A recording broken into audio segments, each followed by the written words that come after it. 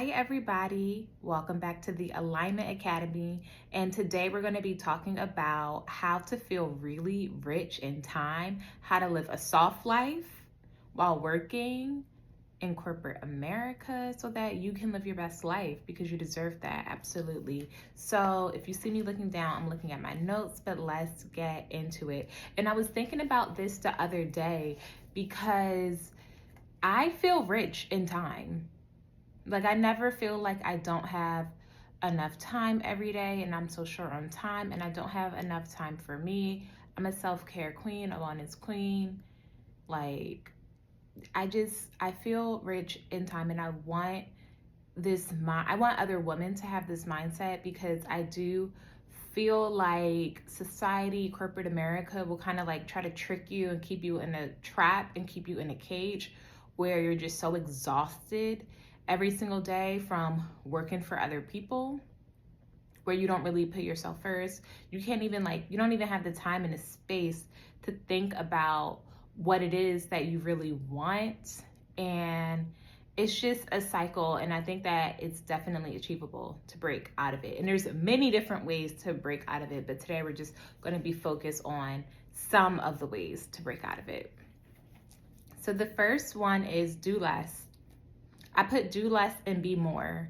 Emphasis on the do less. I think that adopting a mentality of doing less is so beneficial. And the majority of my audience, they're women who are or recovering high achievers, women who know how to get stuff done, women who struggle with perfectionism, women who have excelled in many areas of their life.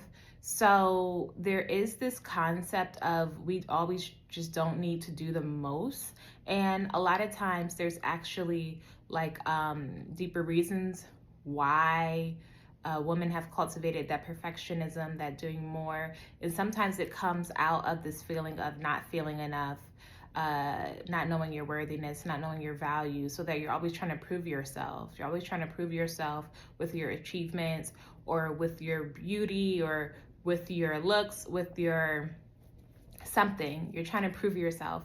And it creates a pattern of just always going the extra mile, doing the most. Then before you know it, you might be working for somebody else.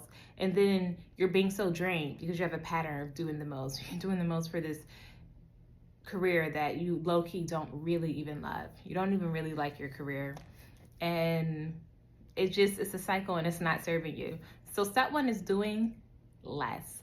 Realizing that, okay, for today, I've done enough and that's okay. I don't have to do more today. You don't have to prove yourself. You're already amazing and enough and worthy as you are. So do less and tell yourself affirmations that you're worthy every single day, and then you'll see that pattern start to break. And also be more.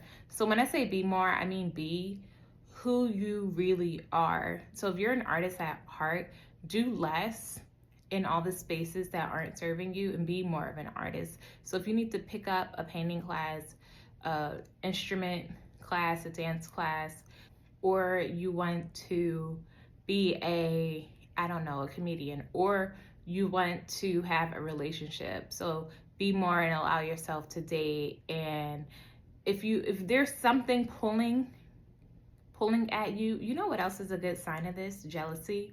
Jealousy is a good sign of this because if you're jealous of someone, let's take a pop culture figure. Let's say Kim Kardashian.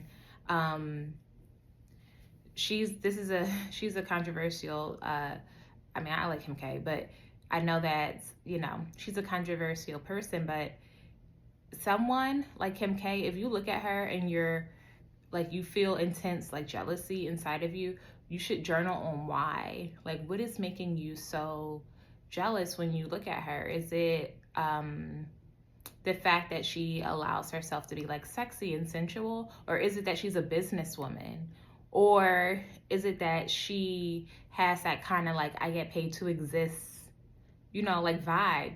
Or is it because she's a mom and she has kids? And whatever part of that comes out on pages, that's the part of you that really wants to come out. So if it comes out that, oh, she's a successful businesswoman, that's because a part of you, a deep, deep, deep part of you really wants to be a successful businesswoman. Or is it, if it's because she's a mom, it's because you, deep down, you really want the goal of being a mom. So when I say be more, I mean be more of you, the true you, not who society tried to shape you to be to extract all of your energy. So, you have to like work and be in this toxic cycle that's not really serving you.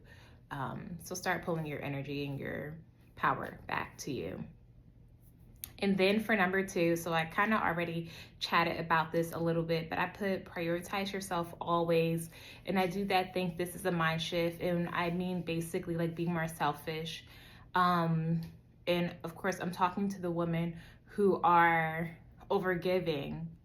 They're overgiving in their jobs, in their careers, in their families, and everywhere, to a point where you don't really have a true sense of self because you're used to overgiving.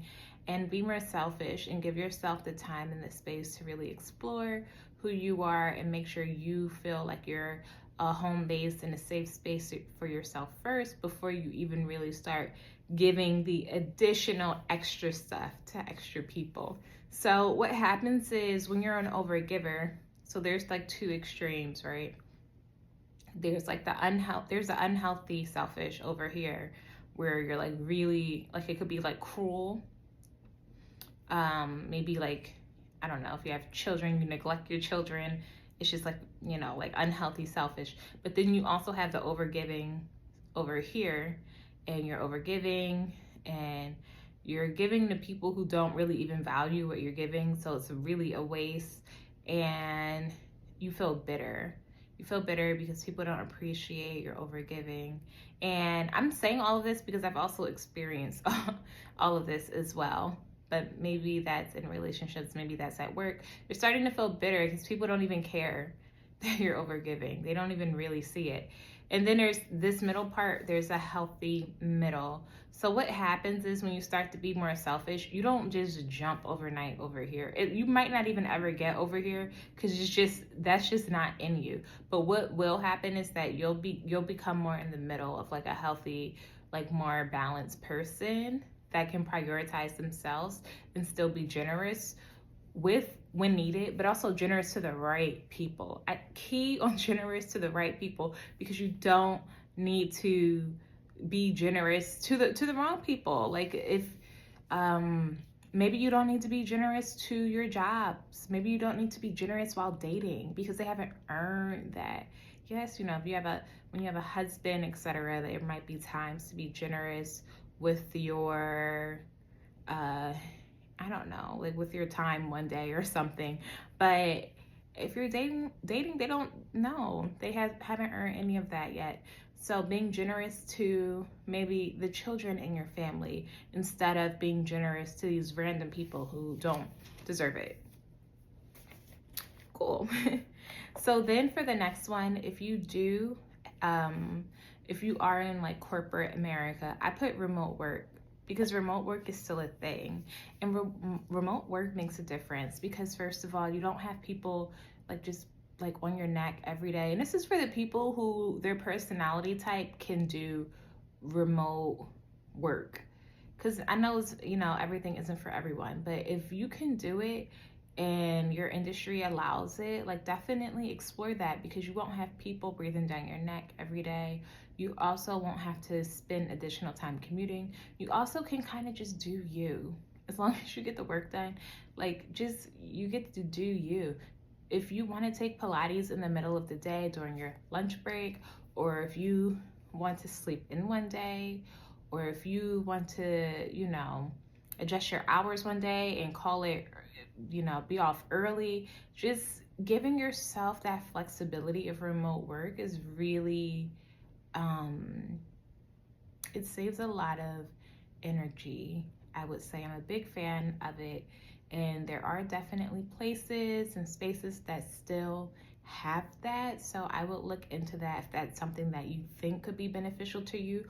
Or you can also start a business and then listen to people who have really successful businesses like remote businesses they do from their house. So see what other people are doing and then really think about what you want to do, like what feels good to you. But you can also start learning the skill of business and of sales.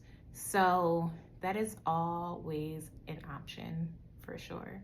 But these are some quick tips and ideas and things that can help you reclaim your time. I want you to feel really rich in time. I want you to feel like you have enough time to take care of yourself, to feel really, really good inside and outside. If you're interested in working with me one-on-one, definitely reach out.